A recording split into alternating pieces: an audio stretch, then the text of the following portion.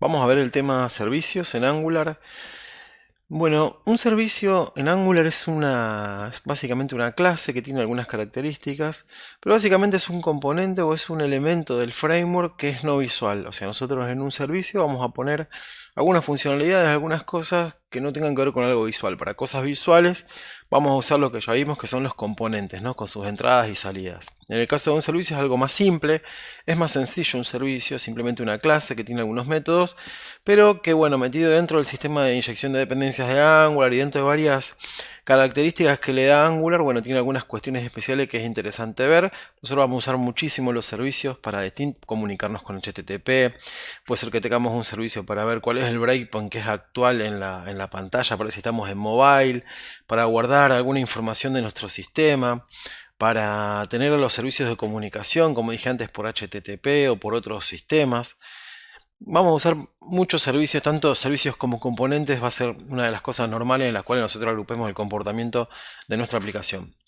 Entonces, dijimos, un servicio es un componente no visual, sirve para comunicar componentes, o sea, nosotros vamos a ver ahora una forma de comunicar distintos componentes a través de un servicio, ya no. Nosotros vimos hasta ahora una relación de comunicación entre componentes padre e hijo, donde los comunicábamos a través de input y outputs, donde los hijos emitían eventos que los padres iban, que el padre podía escuchar de alguna forma y ejecutar una función en función de eso, y los input a través de que el padre le pasaba algunos parámetros a los componentes hijos. Bueno, con los servicios nosotros podemos hacer una comunicación que ya no depende de esa relación jerárquica, sino que depende de quién tiene acceso de alguna forma a ese servicio, y es una forma también de comunicar los componentes. También nos pueden servir para guardar información de forma temporal, para acceder a APIs del sistema, para varias cosas. Además, Angular provee un servicio de inyección de dependencias, o sea, provee todo un contenedor y un framework de inyección de dependencias bastante bueno, que nos va a permitir a nosotros de alguna forma desacoplar esos componentes, y los servicios van a ser también un actor importante de este sistema de inyección de dependencias. Vamos a ver un poquito de qué se trata eso. Cuando nosotros hablamos de inyección de dependencias, hablamos de lo que se llama inversión de control. Es una implementación de alguna forma de un patrón de inversión de control. ¿Qué quiere decir esto de inversión de control? Normalmente cuando nosotros tenemos un programa, por ejemplo ejecutable, main, ¿no? Un típico main en C, tenemos una función main y tenemos todas funciones más chiquitas que nosotros vamos llamando desde el flujo de control principal. En el caso de inversión de control y en el caso de la programación orientada a objetos, esto también se da. Nosotros tenemos un objeto que tiene otros objetos a los que les delega, de alguna forma, les va delegando a través de mensajes, le envía mensajes y le delega alguna parte de su comportamiento o de comportamiento que se delega en esos otros objetos.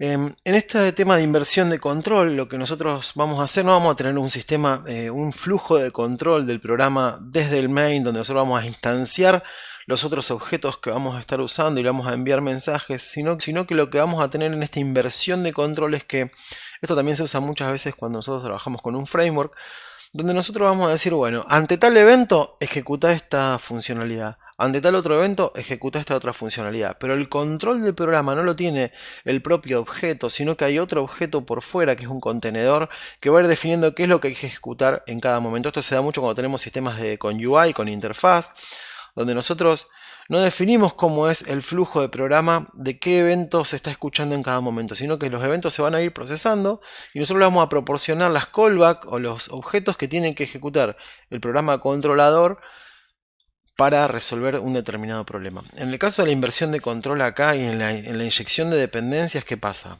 Un objeto puede ser que tenga dependencias con otros objetos. En este caso, nuestros componentes van a tener dependencias con servicios.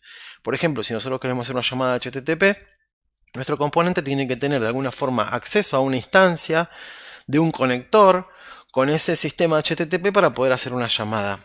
Bien, fíjense que acá tenemos dos ejemplos. En el que es la inversión de control, en el caso de la inyección de dependencia, se da en el sentido de que el objeto, por ejemplo, yo tuviera un profile component que tiene que ser un profile service.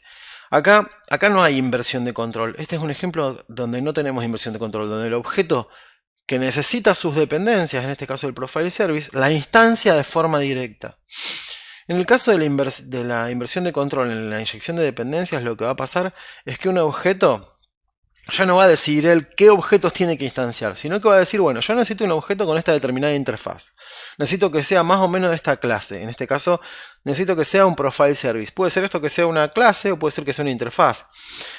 Entonces, lo que puede pasar, lo que va a pasar es que un contenedor, en este caso Angular, y en este caso los módulos de Angular son los que van a determinar qué objeto se termina metiendo ahí. Nosotros proporcionando este constructor, lo que va a hacer Angular es decir, bueno, este componente necesita un service, un profile service. Se va a fijar en ese módulo, en el módulo de ese componente, y ahí ahora vamos a ver algunas otras formas de acceso para determinar qué instancia va a meter ahí. Va a instanciar un objeto de profile service y me lo va a proporcionar. Puede ser, fíjense que este es un caso muy simple donde el profile service no necesita otros objetos, pero puede ser que esa dependencia esté, que sea una jerarquía de dependencia, donde yo digo, bueno, este objeto necesita este, que este a su vez necesita este otro y así. O sea, objetos que necesitan otros objetos. Lo que va a hacer en mi contenedor es instanciar todos los objetos necesarios y me lo va a pasar en mi constructor para que yo al momento de iniciar y al momento de instanciar un componente se va a ejecutar. Fíjense que este tema de inversión de control también se da con los componentes, donde nosotros ponemos los componentes en el template, pero no somos necesariamente los encargados de instanciarlos.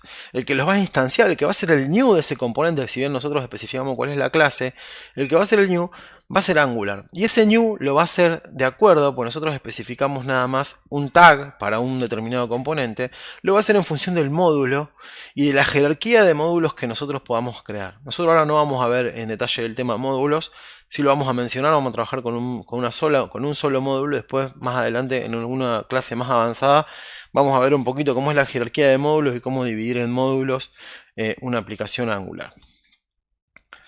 Bien, sigamos con algunos otros detalles de inyección de dependencias. En Angular es algo que está muy integrado, o sea, todos los componentes son susceptibles de inyección de dependencias, todos los servicios pueden ser inyectados. Y varios otros tipos de componentes también se manejan con inyección de dependencias. La estructura de módulos, como decíamos recién, determina esa inyección de dependencias. Y en Angular se usa principalmente para el unit test. O sea, normalmente nosotros vamos a usar el tema de inyección de dependencias para especificar, en el caso de un test, el ambiente de testing de ese componente. Y vamos a reemplazar algunas de sus dependencias. Por ejemplo, el caso de HTTP, muy probablemente lo reemplacemos a través de esa inyección de dependencia. Entonces, en un caso vamos a hacer que se conecte por internet. En el caso de producción vamos a hacer que se conecte por internet y busque una request. Pero en el caso de un unit test, lo que vamos a hacer es darle un conector, digamos, de HTTP falso que va a generar una conexión falsa y va a devolver determinados valores siempre. Entonces, de esa manera nosotros vamos a poder aprovechar este sistema de inyección de dependencia para testear y aislar nuestros componentes, nuestros servicios, todos los elementos de Angular del framework, para poder aislarlos y probarlos en un ambiente de testing. Pero bueno, esto lo vamos a ver más adelante cuando veamos unit test. Quería que quede claro más o menos para qué se usa. Además de esto, la ventaja de tener de que el framework instancie, digamos, de acuerdo a los módulos, de acuerdo a la conveniencia de un determinado momento, qué es lo que vamos a usar, nos sirve mucho para la parte de unit test.